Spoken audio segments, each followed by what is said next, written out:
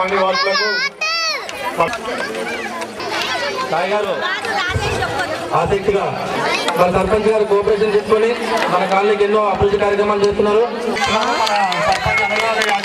గారికి మిగతా సోదరి ఎవరో నిరుత్సాహపడకూడదు, ఎందుకంటే అందరినీ బాగుంది, మామూలుగా ఎవరికో ఇవ్వాల్సి వస్తుంది కాబట్టి ఇవ్వడం జరిగింది. వాస్తవానికి మాత్రం అందరూ బాగుంది, అందరికీ ప్రైజ్ ఇస్తే బాగుంటుందని నేను కోరుకుంటాను.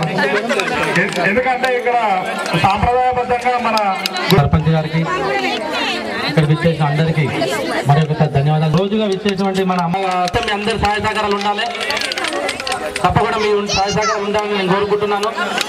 మరి సాయినాథ్ గౌడ్ గారికి సర్పంచ్ రోజు అమ్మవారి నిమజ్జనం కార్యక్రమం ఉంటుంది. రోజు అమ్మవారి పూజలు అందుతుంది. అమ్మవారిని కూడా మనం అందరము సంతోషాలకు ఇలాగే ఘనంగా ప్రతిసారి ఇలాగే బతుకమ్మ పండుగ ఘనంగా నిర్వహించాలని కోరుకుంటున్నాను.